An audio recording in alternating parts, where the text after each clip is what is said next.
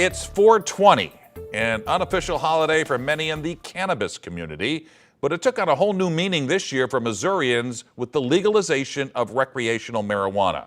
Our Laura Barczewski shows us how they celebrated. For the first time, Missourians celebrated 420 out in the open. Finally, people could take a hit without being hit with jail time. It was supposed to be the gateway drug. Now it's the miracle drug. And people can't get enough. In the month of March alone, recreational and medical marijuana sales grew to $126.2 million. With the opening of recreational marijuana, we saw a huge influx of sales, and we are continuing that influx. Every week we're hitting new best days, and so it's really fun to continue to see us grow and expand and have an even larger customer base. Some dispensaries and grow facilities were having trouble keeping up with the demand, but that has started to improve. Amy Daly with Good Day Farms says they started planning way in advance to avoid supply issues, as everyone is at the mercy of the growing process. It does take time to grow. I mean, every time that we put a plant in the ground, it does take months for it to grow and then for us to cultivate it. While the sales are great, for people like Rashid Gresham, marijuana legalization is so much more than that, as he did hard time for what was back then a crime. I was in jail. They gave me 9 years in jail in New Jersey.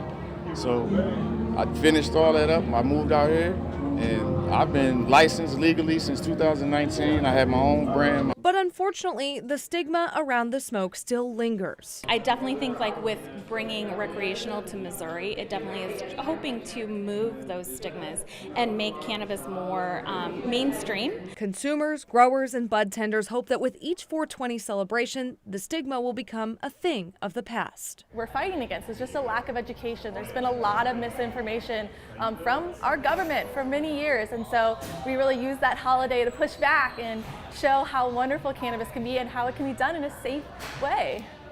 That was Laura Barczewski reporting. The party continues tomorrow and Saturday. Some of tonight's events were postponed because of the storms. So how did the number 420 become synonymous with marijuana? Many have their theories. Tonight, Abby Larico from our Verify team breaks the cannabis code. 420, never 420, but quite often associated with consumption of cannabis. Let's get to the root of the term, turning to these sources to verify some of the popular explanations for how 420 came to mean marijuana. Is it based on California Penal Code? No.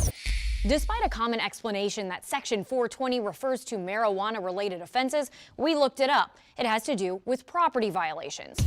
Is 420 a police radio code related to marijuana? A popular theory, but the answer is no. There can be some variation in communication among departments, but 420 is not a common or standard radio shorthand. Those usually start with 10, like you see in this list of radio codes in California published by Stanford University. 10-4? Is it because there are 420 active chemicals in marijuana? The most sciencey of all the possible explanations, this isn't it either. According to NIH-published research, cannabis contains more than 550 chemical compounds, including THC and CBD. Is it Bob Marley's birthday? Nah, man. According to the Bob Marley Museum, the reggae-singing Rastafarian icon of cannabis culture was born February 6th. So if all of these are tall tales surrounding the high number, where did it come from? It's hard to verify completely, but the strongest lore dates back to 1971 and surrounds a clique of self-professed hippies in San Rafael, California, nicknamed the Waldos. On the group's official website, they claim it began with a plan to meet on campus and get high at 4:20 in the afternoon. The story goes, eventually the friends' connection with the group The Grateful Dead and some love from High Times magazine helped coin the term, which has today moved from code to commonplace. With your Verify, I'm Abby Larico.